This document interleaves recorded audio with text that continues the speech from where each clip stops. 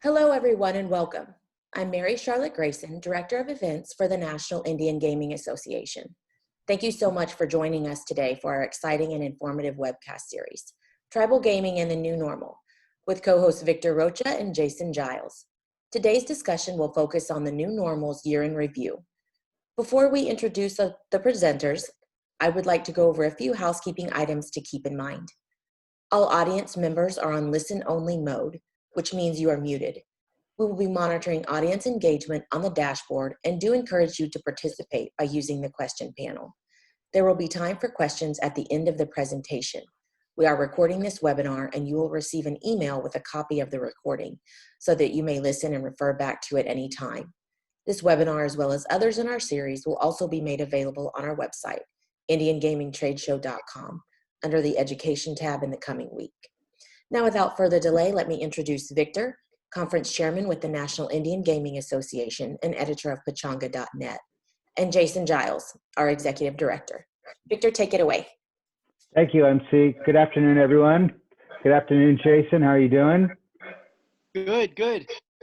Good afternoon, everyone. My name is Victor Rocha. I'm the Conference Chairman for the National Gaming Association. My co-host is Jason Giles. He's the Executive Director of the National Gaming Association, and this is the New Normal. Welcome. This is episode number 23, Jason. So we've done 23 of these things so far, which is kind of phenomenal.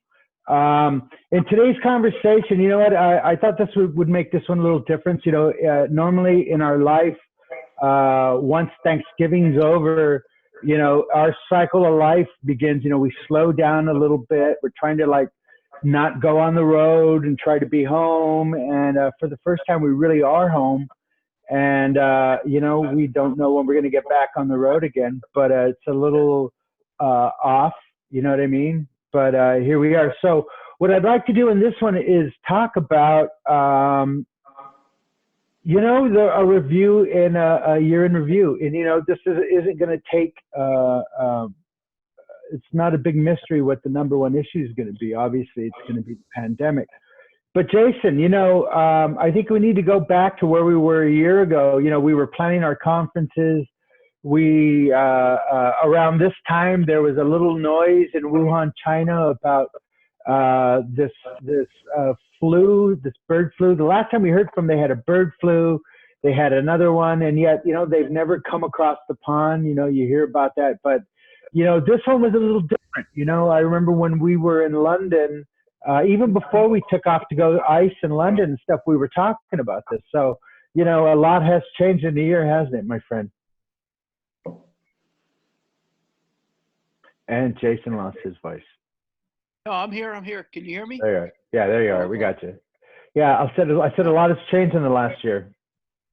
Well, it hasn't. We're still stuck at home, and the virus is actually worse than ever, at least in the United States right now. 2,600 deaths yesterday, 184,000 cases. And here we are going into our trade show year, and we really don't have any more information for trade show attendees and vendors than we did third week of March 2020. And, you know, certainly an April trade show in 2021 in San Diego, it doesn't look like it's going to happen. California has canceled all large events up to March 31st. So ours trade show is April 16th. So it's probably just a matter of time till ours gets suspended, postponed again. And then in the meantime, you know, this vaccine, I keep hearing mid-December when it might start to become trickling available, but we're months away from general distribution, it looks like. And I just read a frightening article about how botched vaccine rollout was in South Korea, and that was just for the regular flu vaccine. They wanted to have 100%, 30 million people vaccinated in South Korea this year so that they didn't get COVID and the flu all mixed up in their hospitals. And you know, just the disaster of trying to have a vaccine that's already been proven, has been out there for years and decades, trying to get that widely distributed and mandatory, if you will. It just blew up in their face mostly because of the internet and the disinformation that can be caused. You know, you give the vaccine to 30 million people and you know, odds are someone's going to have a heart attack after you get it. So, right. You know, Well, but the internet exacerbates those types of problems, and that's what's, you know, what we're facing for this next year. So, you know, you bring you talk about a very salient point, which is about, you know, trying to get people to get back to normal again. And, you know, the vaccine and all this talk about it, it's yet there's still, you know, I don't still see a path yet. You know what I mean? Like you said, in California, it's still raging. And you know, in Nevada, it's still raging, and everyone is kind of in the same boat. But, you know, I wish I could be a little more optimistic, but I think it's important that we do keep our wits about us, and, you know, at least there is some optimism in the future. But, you know, whenever I think about the vaccine, I think about all the side effects and stuff like that. And I think some of the points are very important, but I think there is a lot of mistrust, and I think that's going to affect the rollout and affect the business model. You know, let's bring in our guests. First of all, let me introduce our first guest, Valerie. Valerie Sparks is a very dear friend of mine. I've known Valerie since I started in this industry. She's a founding partner of Trilogy Group, and not only a dear friend, but a brilliant mind and a wonderful advocate for Indian country. Valerie, welcome. Oh, thank you. And thank you, my friend. And guys, it's good to see you. Even virtually, it's better than nothing. Yeah. And also we have our dear friend, Gene Johnson. Gene is not only my dear friend and my business partner, but he's also just had a brilliant mind for numbers. And, you know, Gene, welcome. How you doing, my friend? I'm doing well, Victor. I have not been keeping my wits about me in this pandemic. I've joined the Witless Protection Program. Yeah, you know, I'm a charter member, obviously anybody that knows me. You know what, in our thing, there was also a mistake that said Brian Wyman was going to be here, but Brian was not going to be here. He's actually going to be joining us real soon, but not today. And then also Crystal Echohawk is supposed to be here. She might come but you know these things going. Anyhow, you know, you guys, so, you know, what I'd like to talk about is what I did a little informal list, and, you know, in my role as Pachanga.net editor and publisher, it's my job to look at the horizon and look at what's happening in Indian country. And, you know, this is an informal poll that I took. I think this is, you know, a very important issue. And so our first one obviously is the COVID-19 pandemic. And under that, I fall casinos, hotels, restaurants, and special events and how that affects the industry. Gene, so, you know, you're a numbers guy, man. Tell me about what has the pandemic done to the gaming industry, not just tribal, but the entire industry as a whole. Keeps freezing up. Is it just me? Who's that, for me? Thanks, Victor. The pandemic has, of course, put a kibosh on growth in the casino industry this year, land-based at least. Commercial is down 14% through 3Q 2020. Tribal is probably doing somewhat better. The numbers haven't come out yet. October wasn't a bad month, all things considered, but November has been much worse. Destination markets have been hit much more than regional markets, and most tribal casinos tend to be in regional markets, so that's a good thing. But Las Vegas has been down 20% the last 3 months. Macau was down only 73%, which was considered a great thing since last month it was 90%. So how many billions of dollars is that for Macau? So they only made, what, $1 billion? You know what I mean? They're approaching the level of Las Vegas again. Yeah, wow. That's how much of a stretch it is. But looking globally, the pandemic has put a hit of as much as $100 billion on the global gaming industry, and that's all forms of gaming, interactive and land-based worldwide. But the funny thing is, if you look at iGaming alone, iGaming and sports betting, interactive wagering, they've actually grown in the pandemic, although less than expected. Well, you touched on a couple issues here, and actually, you know, on my list is number one is COVID-19 pandemic. Number two is the election, 2020. I think that was one of the most important events. We invited our friend Crystal Ecclehawk. I don't know if she's going to be here, but I hope she makes it. Number three is the explosion of sports betting during this year. And what I mean by that is the addition of the sports leagues and the media companies coming into the market now. I think that's a complete game changer on every single level. It normalizes sports betting, and normalizes gambling unlike anything else that we've ever seen. You also have a bunch of corporations that are desperate for revenue. And so that can be a good thing and a dangerous thing depending on where you're standing. And then my number 5 issue is the expansion of digital, which is, obviously touchless technology, digital wallets, cryptocurrency.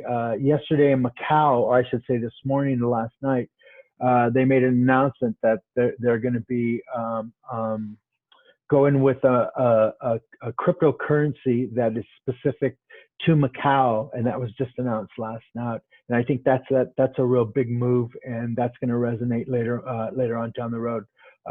So I think that's really important in those issues. So, but going back to number one, Val. Yes. How are you doing? You there? Yeah, I am. I don't know what happened. Could be the Listen, snow. I have like 4 or 5 ways to get on the internet in front of me in case my computer goes down, and it's always the same thing. You get ready, and then you go to press your computer, and then it's downloading files or it's updating, and there's Right. that's a 24-hour thing. You got to get ready like at least a day before and make sure everything's set. And even when you do it, there's no guarantee that it's hook. I have mine hardwired. I have a laptop. I had to use my phone on Friday for a Zoom call because neither one of my computers I was able to get up because of updates and stuff like that. So that's the nature of the beast, and I don't like it. I feel ya. So before we started, you mentioned that you're in New Mexico, and last year I was in New Mexico, and it was pretty grim there a year ago when people were, the market was not expanding, the businesses were expanding. You saw these casinos that were growing, yet the floors were still open. What are you seeing in New Mexico right now? Well, it was pretty sad actually, because driving across, all of the casinos in New Mexico right now are closed. And so, if you look back, they were probably one of the last to open, and then they shut down again. And so, I was driving past Route 66, and across the billboard it said closed until further notice. And that was just so sad to see, because that the impact of them has got to be so detrimental. But their communities, they're making courageous choices. They have to close to protect their people and the exposure to their community for people coming to the casino and exposing their employees, who are in large part tribal members. Right. You're not seeing it equal across the country. You know what I mean? Obviously in California, you're seeing the tribes are staying open. They're doing the social distancing. Masks are mandatory. You have a governor that's been very aggressive in shutting down. And as Jason said, in California, we have all these codes. As a matter of fact, that's why the room is purple, because we're in code purple in California. So when you see it red behind me, it's time to run. But we're not seeing it across the country, which is a little concerning. But it's also understanding, we can't afford to close. We have to do everything within our power to stay open, to generate the revenue we need to keep our governments open. You know what I mean? So it is a catch-22, isn't it? Absolutely. And I've been really proud of our industry, because we have we find a way to adapt and to pivot and to relaunch. Who would think that they would have to be making policies and procedures for CDC guideline directives for opening a facility? I mean, who would have ever contemplated that? But we've all, watching the casinos and the tribes have done such an amazing job of just adapting to what it takes to open or reopen. you know, in many cases. Well, I think one of the things about the pandemic is that obviously it's affected the other issues down my list, which is our number 2 issue, which is obviously the election 2020. And actually before we even go into this, I'd like to talk about to stay on this just for one more second, which is not only has this affected the casinos, but it's affected the hotels. Everyone is at half volume. The restaurants are, at half volume, social distancing. And obviously, without special events, a lot of casinos were built out for, and, we've talked about this in some of our other webcasts, is, without concerts, without conferences, you know what I mean? You have these big spaces being used for other functions and conferences around the country. And one of our other webcasts, Brian Sullivan talked about they're being used in San Diego as a homeless shelter, and they're being used as a hospital in New York and stuff like that. So, the tribes are keeping everything, tight, and everything's, they've got everything down to a minimum. But these things weren't built to run on a shoestring. You know what I mean? Right. Right. So, Gene. What are we seeing? When we look at the industry, what kind of financial hit is this going to take? You mentioned in one of our conversations earlier that globally, what were you saying? What was the number? Well, that's probably best saved for the end of your agenda. I was skipping ahead a little bit.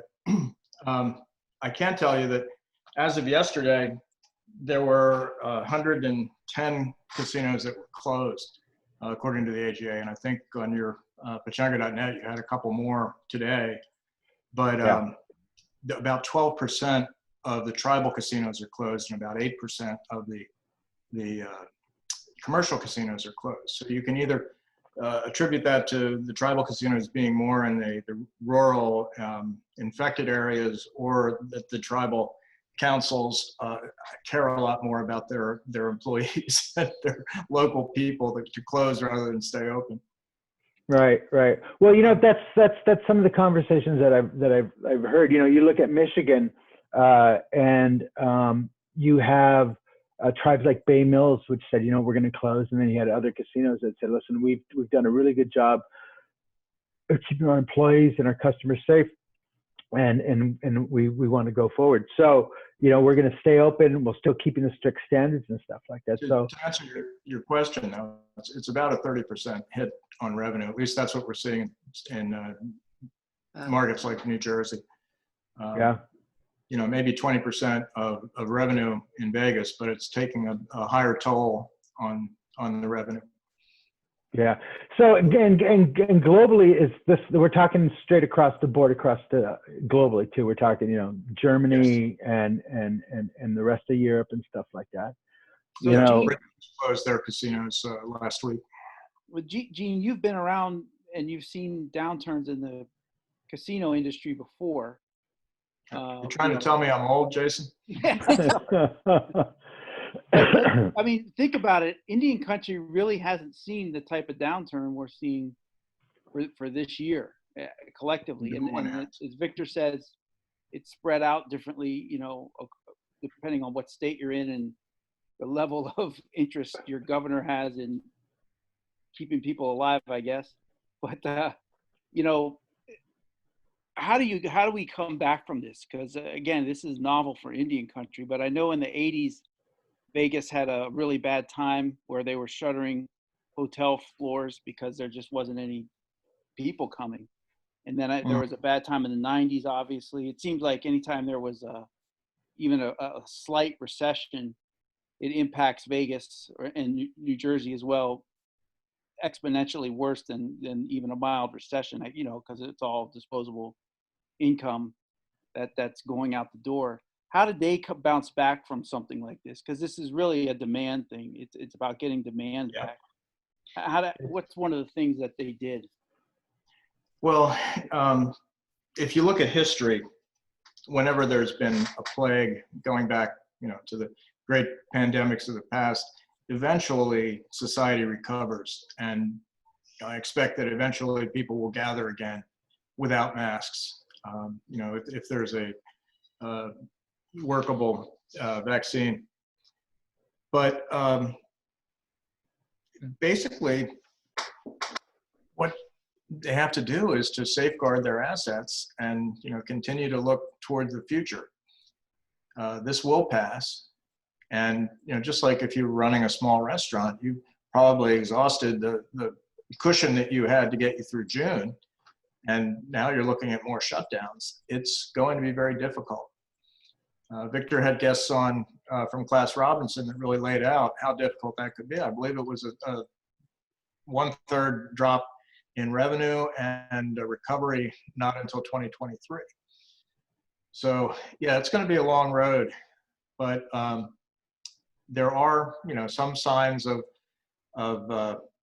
some positive signs already. In Michigan, the compact payments were up 1.1%. That would indicate that revenue is actually better, that some properties are seeing higher revenue than they did last year on half the inventory.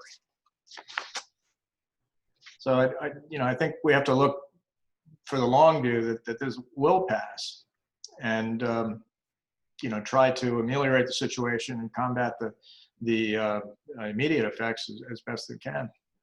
Yeah, Well, yeah, go ahead, Jason. Go ahead, Jason.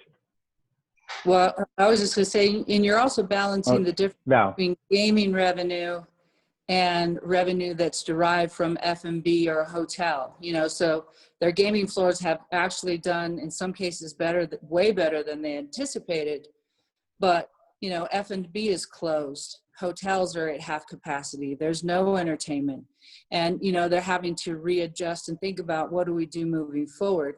You know, and in some cases, you know, they had looked at, you know, casinos had looked at, you know, maybe eliminating buffets because it was food waste and expensive, you know, and now is the time, if you have the wherewithal financially to make some of those changes, so that when we come out from under this, you are working as efficiently as you possibly can and retaining as much revenue as you possibly can in those other areas that are now, you know, basically shut down.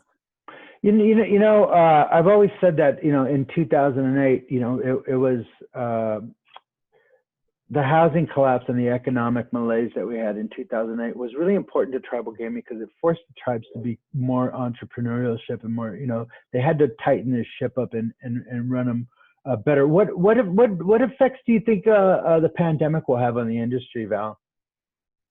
Well, you know, it's obviously been detrimental, but I think it also gives us an opportunity to get, you know, to think outside the box and to prepare for the future. Like I was saying, I mean, look at what you need to do when we come out from under this to operate efficiently, and to gain, you know, confidence from people that you're going to have a good, clean environment. You're going to reduce touch points and those types of things, and you know, work in a way that makes you vibrant and almost even new. Relaunch, you know, pivot and relaunch. And right, he's had to do that, you know, and it's been tough for a lot of the providers out there, because, you know, without the conferences like Jason mentioned, you know, you don't get to go out and show your new wares or do a lot of development. You've had to furlough people. So that's all the way down the line has really affected us, from the inside of the casino all the way to the providers, to the industry. And we've all had to get creative. You know, it's been really wild to see my 401k, and then to see what, like you said, you know, what's going down in New Mexico and stuff like that. It seems to be a real disconnect there between Wall Street and Main Street. You know, on my number 2 list, and, you know, and actually, you know, the pandemic affects everything on my list. You know, it really just is such a game changer at such a foundational level. You know, our number 2 issue of the year would be the election 2020. Now, this was a really crazy year, and it's not over yet. We have a president in the White House that is now saying he's not going to, you know, invite Biden in. There's not going to be a peaceful transition, you know, and it's just really been crazy, but on another level, I'm also sensing some optimism. You're starting to look what the Biden transition team and the people that he's putting up. I think that focuses well for the business of going forward, but still, I think the election was so crazy. I think there's been a lot of damage to the national dialogue and going forward, obviously. Jason, what do you think, man? Again, to go back to something Val was hinting at, and what I worry about too, is how is the consumer habits going to be changed from this? And New Mexico is a perfect place to sort of see how it comes back, because the competition was tight there. The margins weren't very high for any of the tribes or pueblos there in New Mexico. And what if their consumer base habits have been definitively changed by this pandemic? And we obviously can't know that, but just look at what's going on with the movie theater industry right now. What's the point of movie theaters anymore? I mean, I think I would pay pay $50 for a brand new movie that was coming out that they could just stream into your cable or satellite TV. I'd really worry if I was in the movie theater business right now. And same with retail office space. I mean, this pandemic has shown that, we can do a lot more remotely and just as effectively. So I'm wondering, Gene and Val, since you sort of hinted at this, what if the customers' habits have been definitively changed? You mentioned restaurants and entertainment. Those were low margin things anyway, especially the restaurants. maybe who could have figured that it'd take a pandemic to build a casino for gambling, and that's what you would mainly have there is gambling, not a bunch of fluff stuff. Well, what do you see down the line here? Well, it's going to be interesting, and I think part of it, with this election and the change of administration, or the dialogue with the tribes and the government and everything, is to think about, how do they protect their interests, like you said, and how do they move forward? We've had years in past administration where they were able to meet with the president and all of the agencies and talk about moving forward. And I think one of the things about tribal gaming that we all know that it was for self-sufficiency and diversity, diversifying your economy.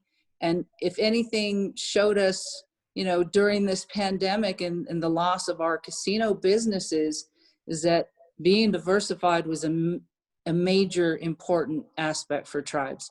And I'm hoping that, part of what we do while we adjust our casinos to make people feel comfortable and to stay and keep coming back, that we also think about diversifying our business profiles so that we're never ever caught single thread, and we have other opportunities and that are viable for us while all of this is while you're rebuilding in numerous ways, and hopefully engage people in different ways as well. Jason, that was one of the big issues with the pandemic, is that, you see people going more towards digital. You're seeing, obviously we're doing Zoom calls instead of conferences.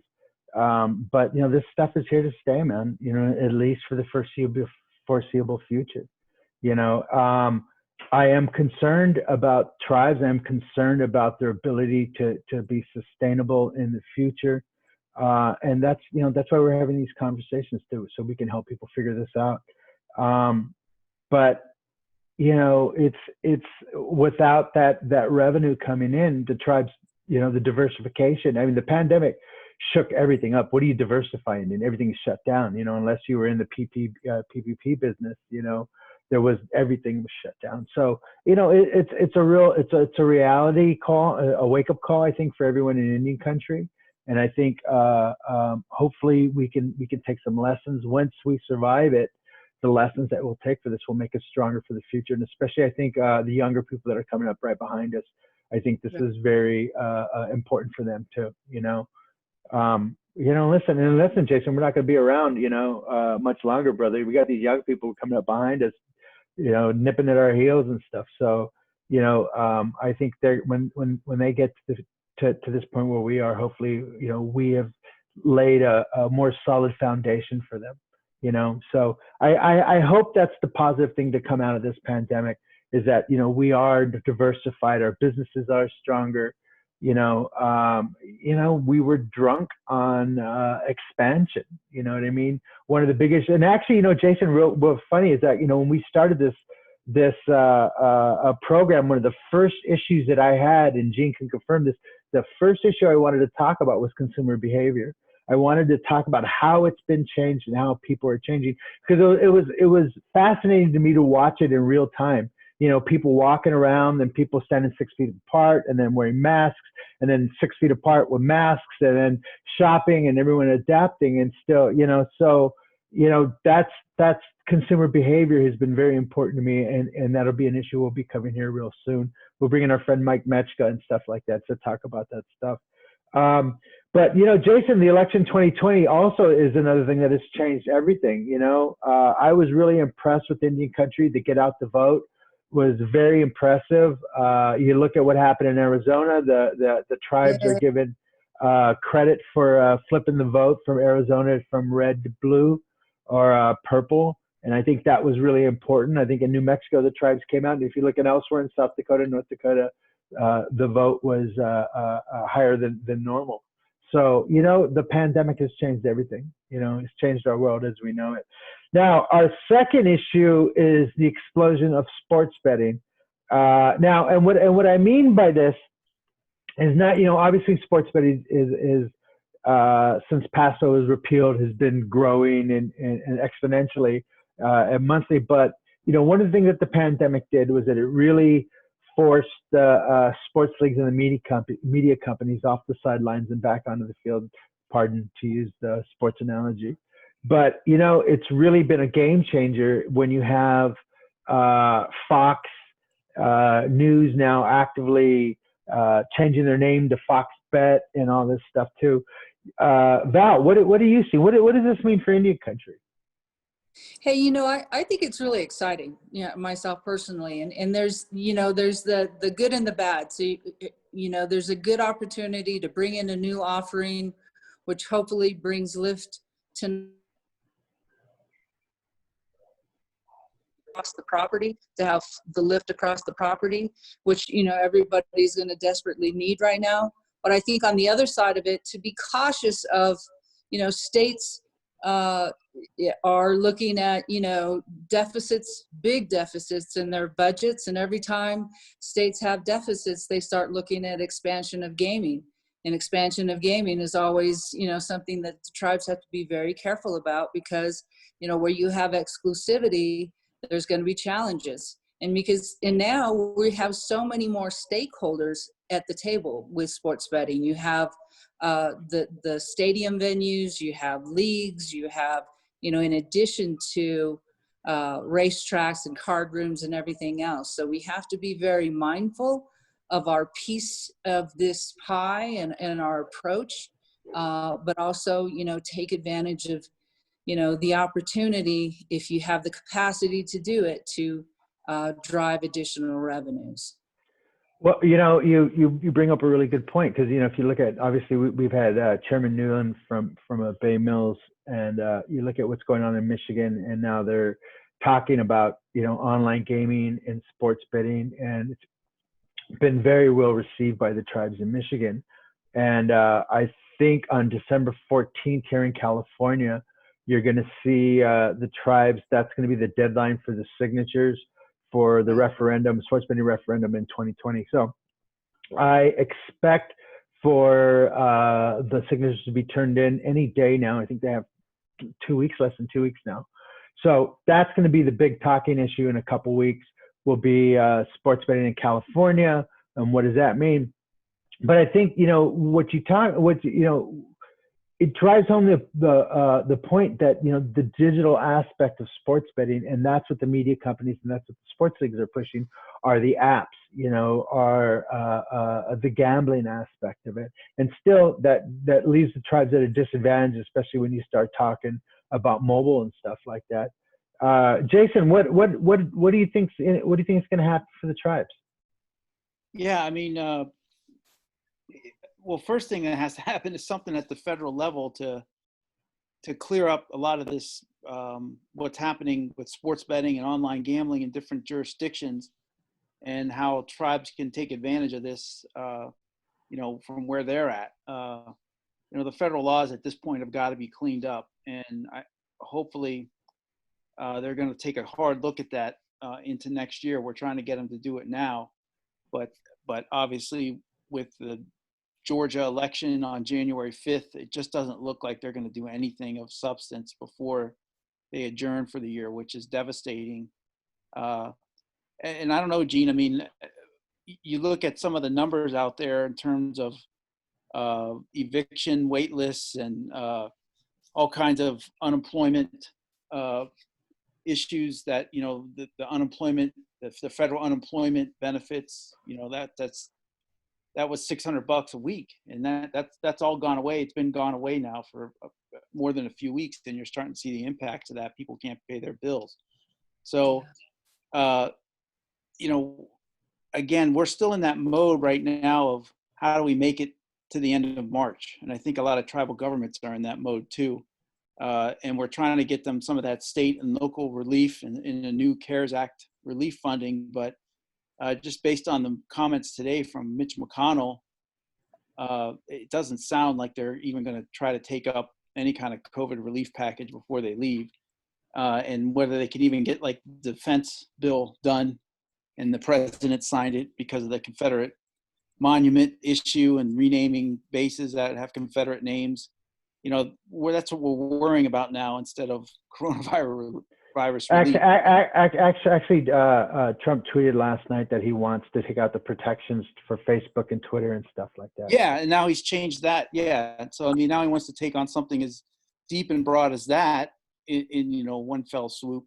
So it's really, we're at a weird point right now, and I don't know what are you seeing on the ground, Gene, in terms of economic numbers going into the new year here, and what tribes should be getting ready for? I mean, as a consumer, we're going to fall off a cliff here. Yeah, Gene, when is that tidal wave going to hit? Right. You know, there's talk currently about a stimulus bill. I think Mark Warner was behind one. The only encouraging thing I see was that the numbers in Vegas and some other destinations were not buoyed by the stimulus payments. It didn't appear that was an impact on people's discretionary income they're using to gamble. But economically, I mean, you're looking at a bifurcated economy where some companies and some people's careers are doing very well, and other people are doing, you know, they're destitute. And without additional stimulus and normalization quickly, that's going to metastasize, and you will have major recession coming in and hurting the whole economy. You know, I think that's been the real tragedy of all this, has been the politics of the pandemic. It's just ridiculous that, you know, human life and, you know, consumerism, or even just business getting Main Street back up on its feet, is just this precedence between all this infighting. You know, I just hope with this next administration, hopefully, you know, science will take precedent over speculation and innuendo. You know what I mean? And Sharpies. You know, so you know, it's Jason. You know, my big fear though is that the tribes will be left behind. And that's always been my big fear. You know what I mean? Especially with media companies and other companies that have no allegiance to the tribes, have no concern or care about the past, only their quarterly profits. So I think there's a lot of opportunities for the tribes to get rolled if they're not concerned, if they're not paying attention. But fortunately, I think we are paying attention. during look at what's happening in Oklahoma. You know what I mean? And I want to invite Matt here real soon to talk about what we're seeing in Oklahoma and how the governor, how that's going down. But that whole thing has just really been a mess, and it'll be interesting to see how mobile and sports betting are dangled over the nose of the tribes. You know what I mean? Because that's what it seems like. That seems to be the carrot and stick approach. So this is an important issue. The tribes want to have sports betting. It's an important component. And like Gene was saying, if you look at the numbers in Atlantic City and Gene, let's talk about those for a second. Let's talk about the tale of two cities here. And it actually kind of goes into our point number 4, which I called the crippling of destination resorts. But the tale of two cities is Atlantic City and Nevada. In Nevada, you have a drive-in destination, a fly-in destination. It's been absolutely crippled. You have a Democratic governor that was supposed to be the big savior, yet you have a system that was, I forgot the word that Richard Schutz had co-opted, where basically co-opted. And Nevada's just been a real big mess. And yet on the other side of Atlantic City, on the other side of the country, they have a market that has the same thing, has been shut down, and yet they approached online gaming, and online gaming is in some way sports betting and online gaming has been the bright spot in this. Can you give us a little more about this? Well, as I mentioned earlier, if you look at gambling globally, land-based has taken $100 billion hit in 2020, yet interactive actually grew marginally. So that's telling you that you do have a tale of two cities here. Any state that has interactive wagering, any tribe that has interactive wagering operations, and there are several of them now, they're actually making revenue, even while all the casinos were closed. So that's part of it. I'd like to talk a little bit about the explosion of sports betting. I mean, I don't think anybody realizes that half of the country now has sports betting after this election. 25 states, 19 of them are operating now. And as Val mentioned, it brings in additional players who are not the usual suspects in the casino industry. You've got all sorts of very powerful media and sports entities that are having a say in this, and it threatens tribal exclusivity in states where there is some, and the existential threat to many other tribes. Part of this bleeds into your issue of the move to digital and touchless systems and everything. When you were in your casino, you probably saw people pulling out cash and looking at it like, what do I do with this? They want to have something that is electronic. And the explosion of sports betting has sort of hidden a similar explosion in iGaming. You've seen this in New Jersey. They're generating more than $80 million a month in iGaming revenue. And the largest online casino in New Jersey is DraftKings. Give me a break.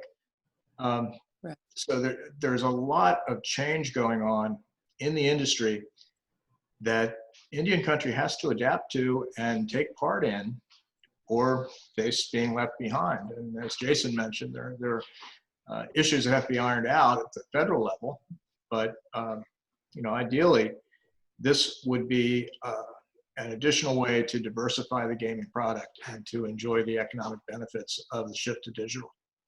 It's funny. It's funny, Jason. Is that Gene? Is that in a way, you're telling the commercial gaming companies you have to diversify too, because if you look at Tennessee, this is sports betting without casinos being the gatekeepers to gambling. You know what I mean? So there are no casinos in Tennessee, and yet they have sports betting. Yesterday there was an article. I forgot who it was. They're suing because they brought out Jerry Lawler in Tennessee, which I thought was hysterical.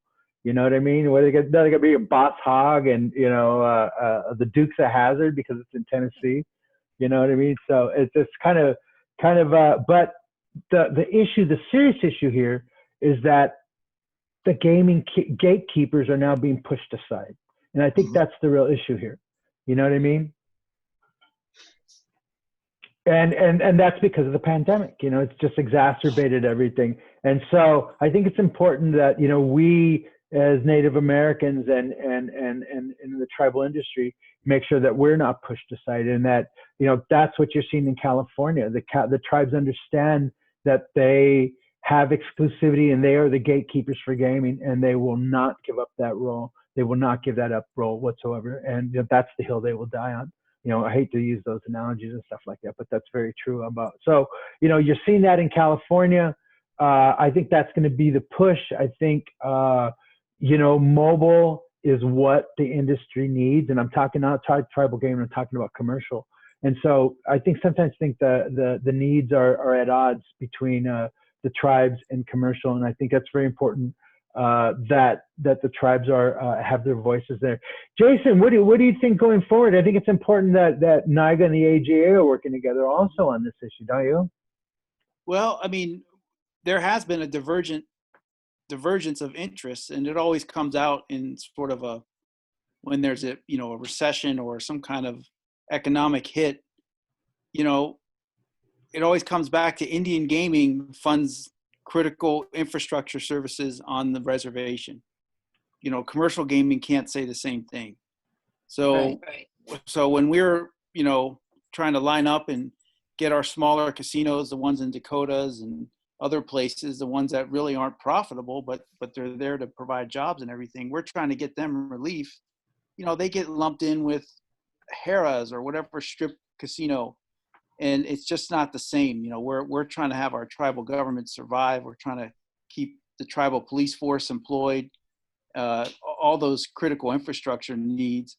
And, you know, Val, out your way, it's got to be reaching a critical level. We're hearing the anecdotal stories. We're hearing stuff about agriculture that you wouldn't believe. And folks just call our office because, you know, there's not, you know, you have NCAI, there's not a Department of Agricultural Indian lobbying group per se, but there's a lot of farmers that need whether the grant relief is coming or not, because they've got to start buying stuff for the spring planting season and renew leases and all this other stuff. So what are you seeing out there, Val, in terms of you know, tribes just trying to make it through while their main economic engines are shuttered or not making as much? Oh, it's painful. It's painful, you know, and you look at tribal budgets, and the vast majority of it is the dollars from the gaming facilities, you know, and I'm just hopeful, you know, in addition to that, and I think about this, you know, Jason, is when the states look at, you know, filling their purses and maybe expansion and other avenues to expand gaming within their state, that they think about the tribal governments and what they've been impacted with. And when they look for that revenue sharing dollar and that number has gone down, and then they realize how important that revenue sharing dollar was to them, that they give it the respect that it's due. And not only that, but for the countless tribes that waited as long as possible to not furlough their people and to keep them insured, which kept them off of the unemployment rolls and expense of the state. So I'm hoping that they'll respect those actions by the tribal governments when they look at what they need to do to fill those the deficits, because, you know, tribal governments are filling deficits too, and in a very painful way.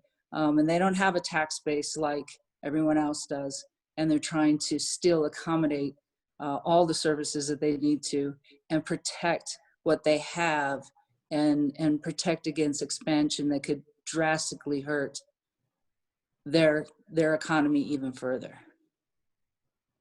Yeah, Jason, you know, I think when push comes to shove, you know, Indian country has to, which is no surprise to anybody who's been in Indian country long enough knows that Indian country has to fight for its own to get its own, you know, and that what else has changed? You know what I mean? We've always had to fight for the scraps, and you know, I think the pandemic exacerbated a lot of bad things, and I think it's very important and incumbent upon us that we keep our eye on the ball.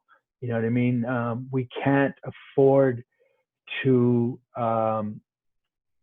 stumble, because that's jobs, it's employment, it's the government. All the good things that have happened in the last 30 years have been because of gaming. So it's important for us to protect it. But we're also dealing with a shift in culture here too. It's not just a shift in the pandemic, a shift in culture. And that's the thing that concerns me.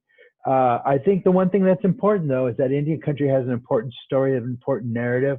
And it's important that we keep this, our voice is being heard. Our voice will be heard more in Washington, D.C., but I think, we're going to be dealing with gridlock and politics and policy. The thing I read yesterday is, Donald Trump's not even going to invite Joe Biden to the White House. So there's not going to be this formal transition. On election day, he's going to announce his election for 2024. So, more of the same discord and dissonance, So, and that's bad for business, That's the bottom line. That's all bad for business. So hopefully at some point we can get back to normal, whatever the new normal is. If not, then we'll have to learn how to traverse this uneven ground. You know what I mean? But we're Native Americans. We're used to that. So Gene, how you doing, man? Still here, man. So you live next to Atlantic City. This has been a really, like I said, and going back to my last point with the expansion of, and my last point was the expansion of digital. And what we see about this with digital, I think this is a really good opportunity for tribes. You know what I mean? You're looking at, like I said, in Atlantic City, in Macau last night, they announced this new digital wallet they're going to be pushing out with a cryptocurrency that they're pushing. So you're seeing more of that. You're seeing more touchless technology. I think Morongo announced yesterday they're going to have more touchless cash services and stuff like that. So it seems like this really pushed the inevitable forward, right? Well, as is true in politics is also true in business. There's nothing like a crisis. The necessity is the mother of invention, and traditionally Indian country has been very inventive, adopting technologies sooner than commercial gaming. Basic behavior will not change. People will still come to casinos and hopefully they'll gather again, but the way in which they do things is changing, and you've seen it. The move to digital and touchless technologies is happening. Much of this has implications for gaming, and I'll turn it over to the other panelists to talk about specifics, but it's an opportunity. I would look at it not as a hardship, but as an opportunity to become more efficient, to better serve your customers, and at the same time, diversify your revenue streams. One of the things that I've noticed about Indian country over the years is that, especially when it comes to technology, and I think they're better now than they used to be, was the fact that, when we first started talking about Wi-Fi in the casinos, the tribes were afraid, they just, because we've been on the other side of the 8 ball so many times, is that we wanted to make sure everything was safe. And now you're seeing these digital holes in these walls. We had physical walls that you could not penetrate, and then you got digital Wi-Fi, and you had data sent through the air. And now it's just completely changed. I mean, the embracing of the technology has been a long time coming, but I welcome it, and I think it's going to help a lot with the efficiencies and stuff like that. But Val, do you think people would be standing 6 feet away from their slot machine in the next year or something like that? Is that going to be the new social distancing? God, I hope not.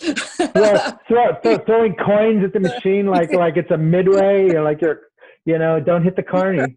That's what my mom used to tell me. Will project on your visor. Yeah, right.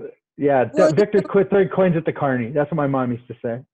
Yeah, it's really interesting when you look at digital wallet and all the stuff that's out there, cashless play, and everyone wanted a chance to start converting to that.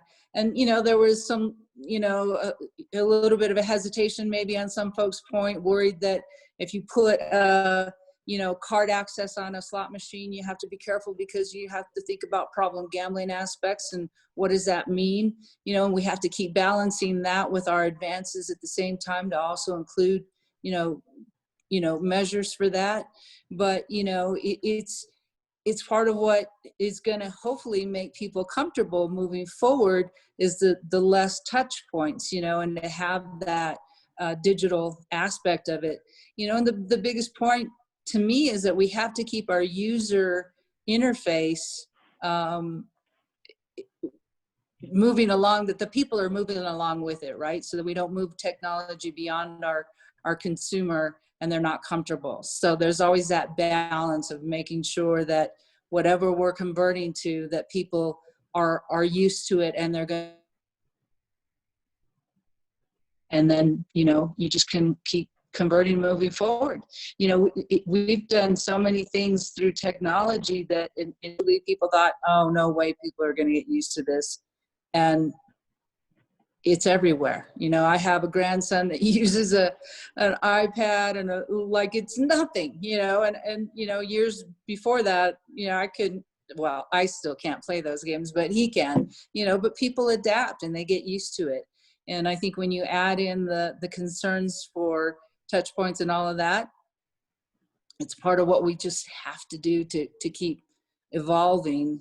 And my thing is just to make sure we evolve our consumers with us. So we're going from the Flintstones to the Jetsons is what you're saying, right? Exactly. Yeah. Rosie the robot and stuff like that. And I think, you know, as a matter of fact, at Pachanga at my casino, we have a roving robot that goes around walks around the casino and stuff like that. Yeah, Buddy, exactly. And the kids love it, stuff like that. But you know what? That's part of where it's going. So I see the embracing of it. You know, I think it's important that the tribes do embrace this new technology. And like I said, the pandemic has affected everything on this list. You know what I mean? We could have just done one issue with the pandemic and then done the rest of them underneath it, because it affected the vote, it affected sports betting, you know, destination resorts, and also our new digital medium. You know, so you know, I think there are some. You know, there's a lot of negative here, but I think if we look through all that, I think we can see some opportunities and, you know, some gold among the coal here. So I think that's very important that we do keep our eye on the business and that we make sure that we embrace this future. But more importantly, that, you know, we have to be cautious, especially the next 6 months are so important, because like, you know, Jason and Gene said, you know, there's going to be this economic tidal wave that's getting ready to hit. There's all this revenue that's missing out of the market. People aren't getting the unemployment. And so, you know, this is going to be pretty gruesome. And it seems like we have an administration that seems very callous to this loss. And that's very disconcerting to me. So hopefully with the new administration, we'll get some change. It's not me being political, just pointing out what I see as a human being. So, you know, Jason, we're at the very close of the end of the day.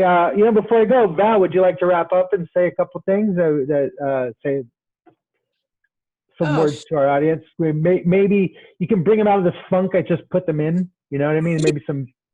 Now that they're effectively depressed. Yeah, now that just yeah. Can you talk them off the ledge for me, please? Yeah, sure. You know, first of all, I want to thank you guys for having me, and it's great to see all of you. And I look forward to the day that we can gather again as industry, as friends and colleagues, because you know, we've all been in this for a long time, and the social aspect of it that we share is a big part of what makes us all great, because we learn a lot from each other, and I really miss that. So I'm wishing you all the best of holidays. Stay safe and stay healthy, and let's, you know, we'll get through this thing. That's just what we do. Well, and you know, Val, I haven't seen you for almost a year now, too. You know, part of my routine in life and part of Indian tribal gaming is seeing each other at all these functions and seeing our friends. And, you know, my friend, it's been a long time, so I can't wait to give you a big hug. I miss you very much. Speaking of hugging, Gene, would you like to say something? We call him Mr. Hugs. I mean, that's pretty hard to top what Val just said. I was thinking when we talked about the technology, the Oneida had a impressible card, a card that you would load money onto and then carry around to the machine. And at the time they came out with it, it was over 10 years ago. I think it was ahead of the market, but now after the pandemic, the market has caught up, and you know, more and more innovations like this, I think will go a long way in bringing back the customer and you know, restoring that revenue stream and diversifying it. Yeah, I agree 100%. Jason, my friend, we are at the end of our rope here. Would you like to wrap it up? Well, you're not going to like the news, but it seems like Newsom is going to announce a 3-week lockdown for California. Because some of our tribes are calling us, and I got messages during this thing that, you know, that Newsom has just asked the tribal casinos to close as well. And a lot of them, at least the ones that have contacted us so far, they're not inclined to do that. So there's going to be something down the pike here. I mean, I guess I haven't really followed California that much. I guess your numbers are bad. I mean, I don't know that they were any worse than a place like Florida or Texas or Arizona where they're not. But you know what? He's been overly has an abundance of caution. You know, unless it's, you know, dinner at the French Laundry, you know what I mean? But you know, the tribes. You know, what's interesting is that this just happened in Michigan, where the governor asked everyone to shut down, and the tribes came back, you know, Nottawasapi and Gun Lake and stuff like that, and they said, listen, we've been doing this. We know how to keep our employees safe. We know how to keep our customers safe, and we're going to stay open, and we'll weather it that way. So you will probably see the same type of response in California. Well, you know, and yeah, I hope it doesn't get, you know, PL 280 state. I don't know what the compacts say about health and safety in the California tribal state compacts, but you know, California is the 5th largest economy in the world on its own. Right. To take a drastic step like this is going to put a huge drag on the country's economy. And, yeah, Brett, I have to tell you, you know, walking around or driving around, and you know, listen, I don't go out. I don't do this socially, and I have a 5-year-old son, so you know, I stay, you know, and I work and stuff like that. But you know, I went to Target the other day, and people are still going out, and you know, there's a 10 p.m.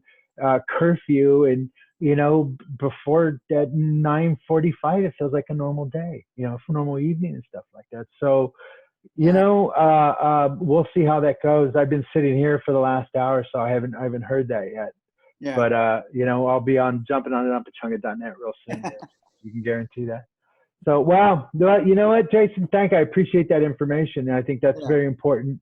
So, listen, we're a little bit over. I'd like to thank everyone for coming. I'd like to thank my guests, Valerie Spicer and Gene Johnson. I would like to thank my guests who didn't make it, which we understand. Don't worry about it. We'll catch you guys next time. Jason, my brother, talk to you real soon. And thanks for everyone, Mary, Charlotte, and Ashley, and everyone. Thank you very much. We really appreciate your assistance. And we'll see you guys next week. Okay. Thank you. Bye. Yes. Victor.